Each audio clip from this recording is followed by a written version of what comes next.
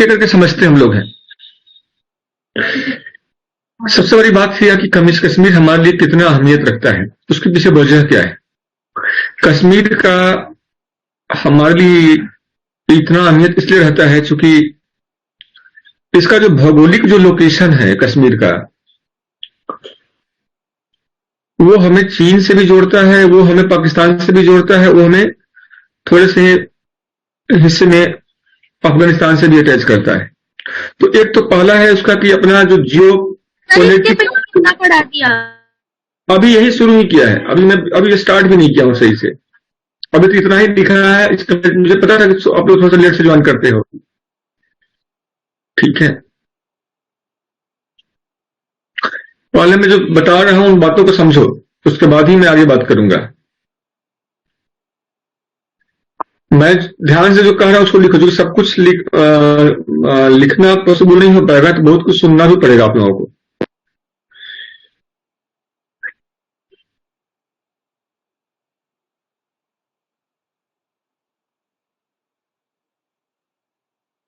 देखो कश्मीरियत क्या है, पहले समझते हैं इसको। है अनुच्छेद 370 भी बात करेंगे, राजनीतिक और अब्दुल्ला की भी बात करेंगे, इसी पे बात करेंगे। सबसे पहले समझ लो कि मैंने कहा कि कश्मीर हमारे लिए क्या अहमियत रखता है। तो जो कश्मीर का भौगोलिक जो अवस्थिति है, एक वो हमारे लिए सबसे बड़ा मुद्दा है, क्योंकि उसका बहुत अहमियत है। उससे हमें एज मिल जाता है चीन और पाकिस्तान के विरुद्ध, क्योंकि वो जो ऊंचाई है वो हमें चाहिए। आखिर क्या वजह रहा था कि हम 62 की लड़ाई में चाइना से मात क्यों खा गए थे। तो 62 की लड़ाई में चाइना से इसलिए मात खा रहे थे, तो चाइना जो तिब्बत से होते हुए आ रहा था, तो तिब्बत पे पहले चीन ने क्या किया, वहां भारत सरकार को अपने पक्ष में करके भारत सरकार को जो ब्रिटिश से जो अधिकार तिब्बत में मिला हुआ था कि अपने अपने कुछ छावनी को वहां पे बना सकने का, अमुक अमुक लोकेशन पे हम अपने सैन्य को रख सकते थे, इस तरह के गतिविधियां कर सकते थे। जो भी अधिकार हमें ब्रिटिश सरकार ने तिब्बत के साथ संधि करके जो हासिल किया था, जो उसने भारत को दिया, वो अधिकार क्या हुआ, भारत चीन जो शुरुआती जो मित्रता था उसमें भारत ने चीन को दे दिया, और तिब्बत के पे भारत अपना जो पूरा जो अधिकार है वो छोड़ दिया लगभग, ये मान के चलो।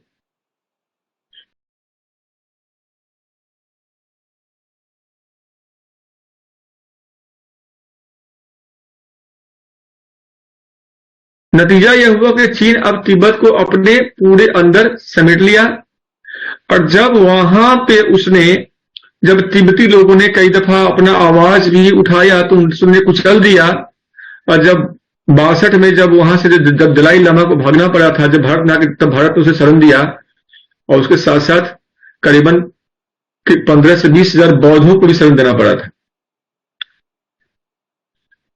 तो उस समय चीन जो था वो तिब्बत के ऊंचाई पर होने के कारण उसको एक एज मिला हुआ था, और इस एज का फायदा चीन को मिला था उस युद्ध में, और इसलिए हमें मुंह का खाना पड़ा था। ठीक वही हाल हम देख रहे हैं पाकिस्तान के साथ। जब हम 1999 में जब कारगिल में धीरे थे, तो कारगिल के हम ऊंची चोटी पे है, तो ऊंची चोटी से अगर वो कोई पत्थर भी फेंकता है हमारे सैनिकों के ऊपर तो मिसाइल का काम करता है वो। तो लोकेशन वाइज कश्मीर के बहुत सारे जो हिस्से हैं वो हमारे लिए बहुत अहमियत रखता है। डोकलाम में चीन हमसे नहीं भिड़ पाया, क्योंकि यही वजह वहां भी है, क्योंकि डोकलाम में चीन नीचे पड़ता है, हम ऊपर में पड़ते हैं, तो वो फिर उसको वहां पे लौट जाना पड़ता है, तो वो इधर से आके आक्रमण करता है तिब्बत की तरफ से।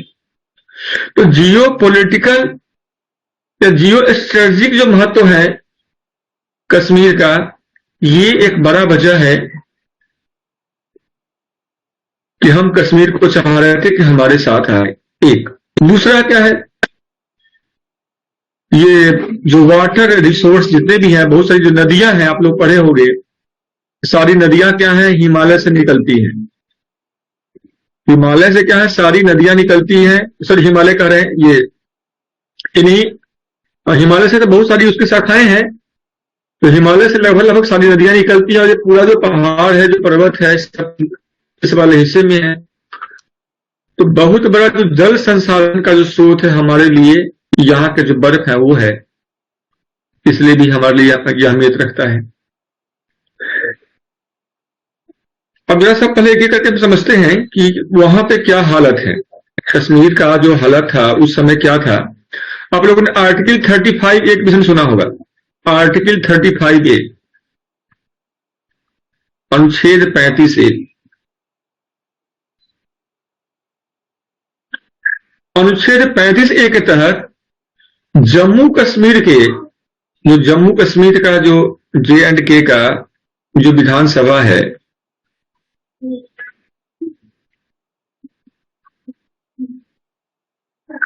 ठीक है, इसे यह अधिकार दिया गया कि ये नागरिकता जो है, कौन जम्मू कश्मीर का नागरिक होगा कौन नहीं होगा इसका निर्धारण करे, नागरिकता निर्धारण करने का अधिकार मिल गया इसको।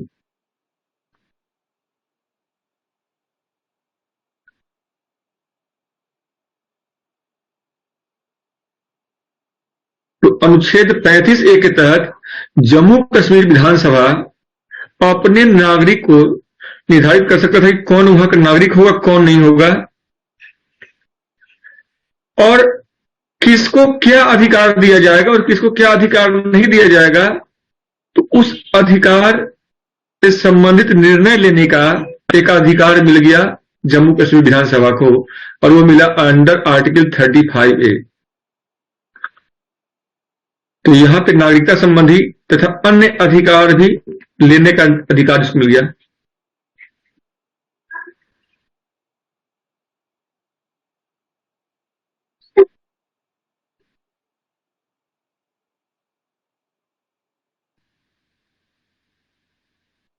निर्णय लेने का अधिकार प्राप्त हुआ।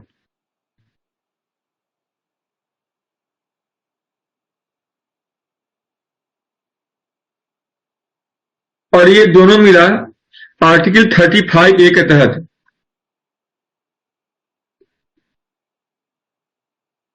ठीक है ना।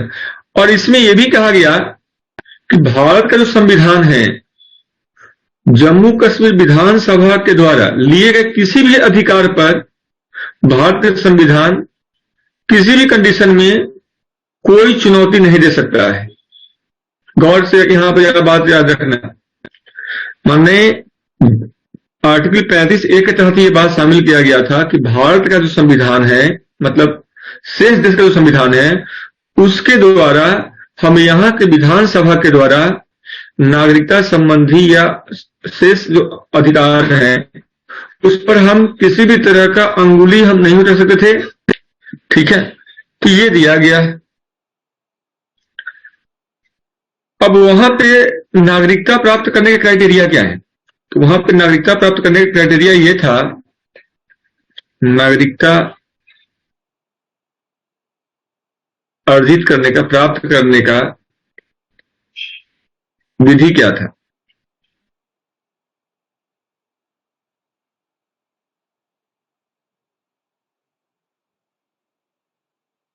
ठीक है, इसको जरा समझना है आप लोगों को कि नागरिकता प्राप्त करने की जो विधि थी वो क्या था वहां पे।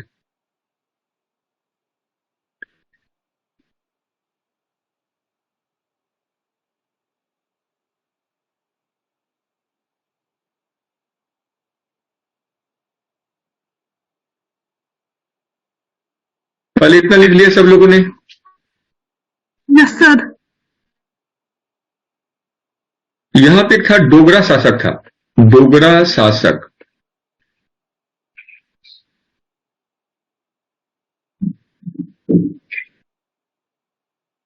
ठीक है ना। डोगरा शासक ने 1927 में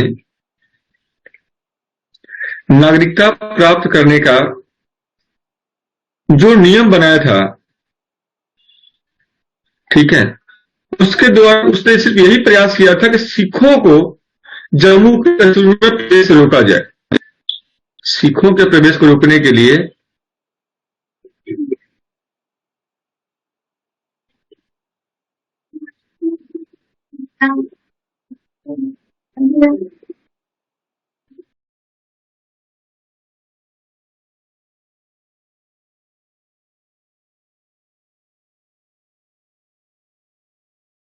नागरिक वहां का वही माना जाएगा जिन बातों पर चर्चा किया था। तो उसमें पहला पॉइंट ये था कि वो सभी व्यक्ति जो 1911 से, याद रखना इस बात को, कि वह सभी व्यक्ति जो 1911 से पहले वहां सेटल हो गया हुआ था, ठीक है, या उससे पहले का जन्मा हुआ हो और जिसने वहां पे कोई अचल संपत्ति खरीद लिया हो, या वहां पे 10 वर्ष पहले से रह रहा हो, वो वहां का नागरिक माना जाएगा। बात समझ लेना, 1911 को इसने डेडलाइन बनाया कि वह सभी व्यक्ति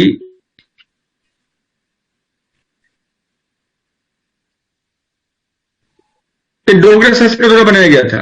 वह सभी व्यक्ति जो 1911 से पहले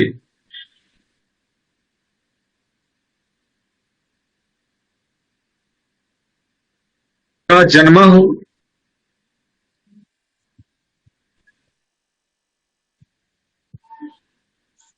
अथवा वहां रह रहा हो,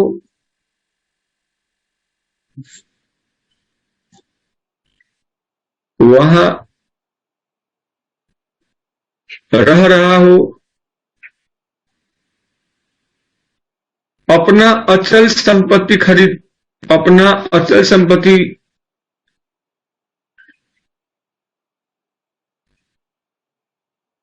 अर्जित किया हो, अपना अचल संपत्ति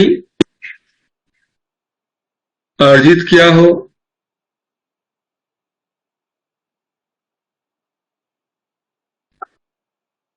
अथवा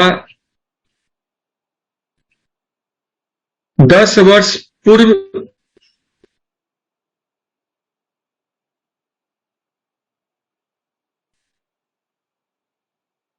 से वहां बसा से 10 वर्ष पूर्व से वहां बसा हो,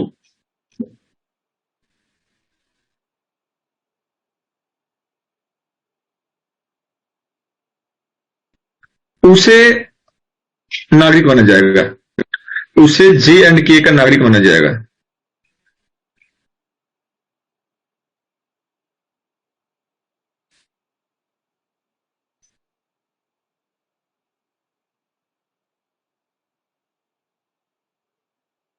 ठीक है। दूसरा इसमें शामिल था जम्मू कश्मीर से बाहर जो लोग गए हैं वो सभी नागरिक, जो पहले जम्मू कश्मीर में था लेकिन अब जो जम्मू कश्मीर से प्रवासित होकर के पाकिस्तान जा चुका है, से प्रवासित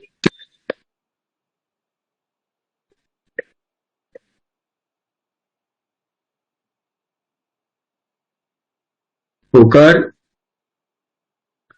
पाकिस्तान भी जा चुका है,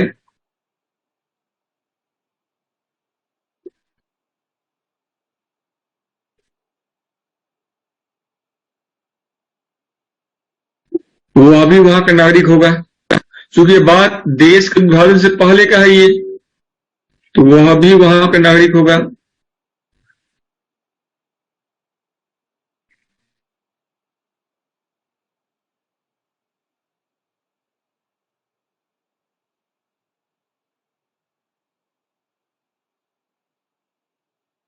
नागरिक माना जाएगा।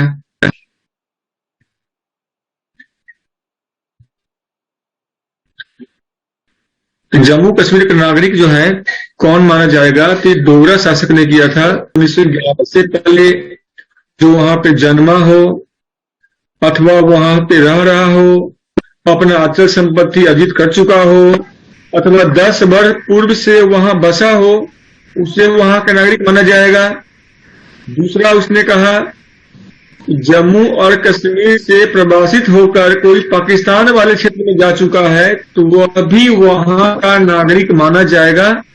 तो उस समय पाकिस्तान भारत में विभाजन नहीं हुआ था।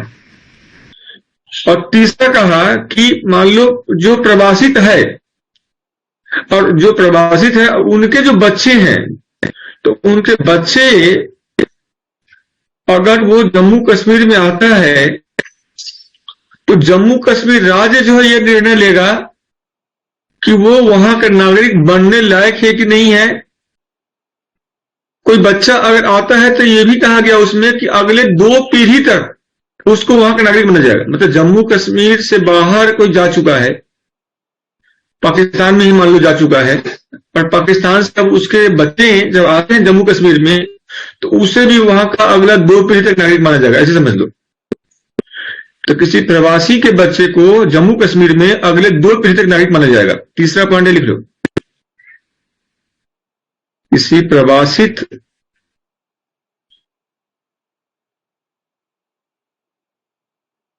जम्मू एंड कश्मीर के लोगों के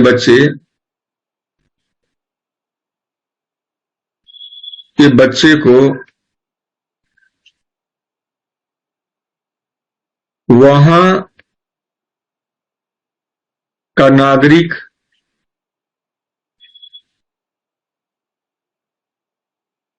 उसे अगले 2 पीढ़ियों तक माना जाएगा।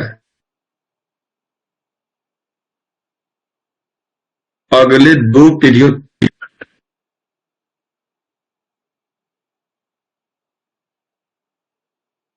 को माना जाएगा। जैसे मान लो आप चले जाओ, अभी अमेरिका चले जाओ और अमेरिका में आप जाते हो तो आपके जो बच्चे हैं उसके जो बच्चे होंगे उसको भी हम भारत नागरिक मानेंगे। ठीक है, तो ये इसमें कहा गया। चौथा बात यहां पे है तो जो जम्मू कश्मीर का निवासी नहीं है, ठीक है, जो शेष भारत से लोग हैं तो जम्मू कश्मीर का नहीं है,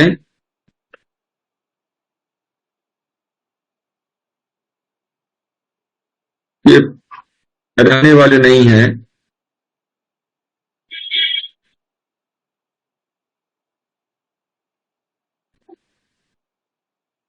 वह वहां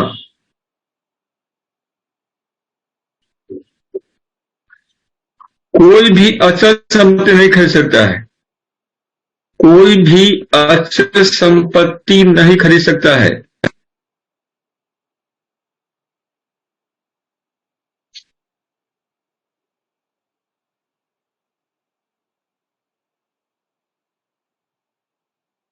ठीक है, दूसरे न कोई अचल संपत्ति खरीद सकता है वो। दूसरा था कि न उसे वहां किसी भी सरकारी जॉब में वहां के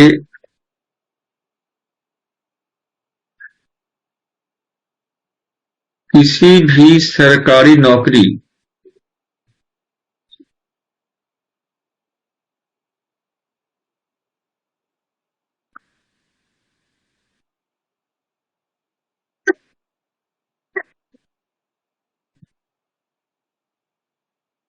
में आवेदन दे सकता है, वो आवेदन कर सकता है। मतलब उसे सरकारी नौकरी नहीं मिलेगा, इस बात को याद रखना। इसके अलावा ये था कि कोई भी स्कॉलरशिप नहीं मिलेगा, कोई भी स्कॉलरशिप नहीं मिलेगा।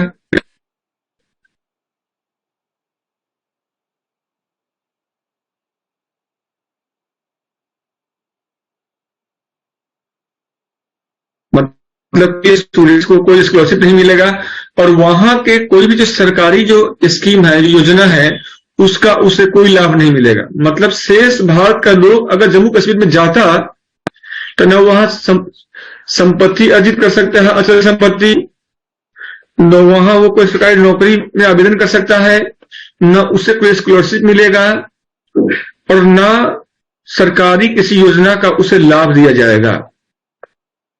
लेकिन जम्मू कश्मीर के लोग को भारत में वो सारा अधिकार मंजूर था।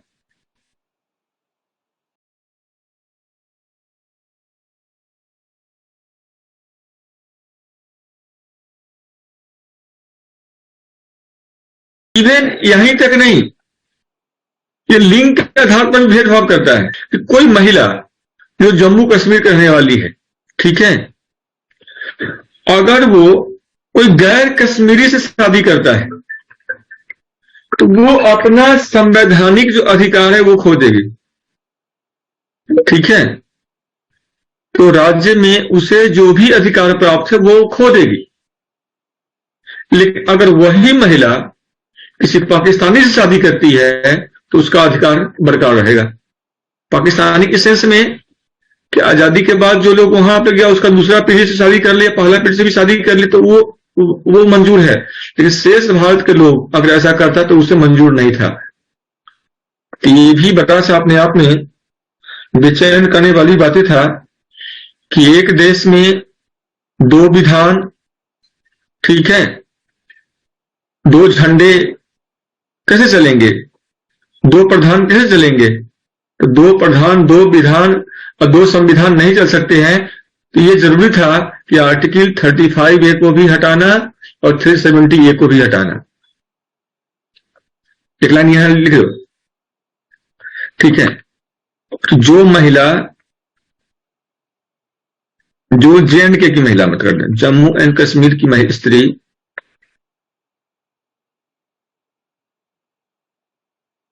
मतलब लड़की की बात कर रहा हूं, किसी गैर कश्मीरी से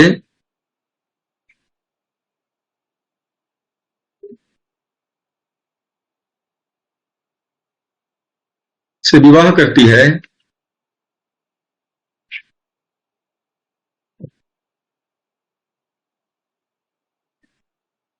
तब उसके सारे अधिकार, तब उसे JNK के सारे अधिकार से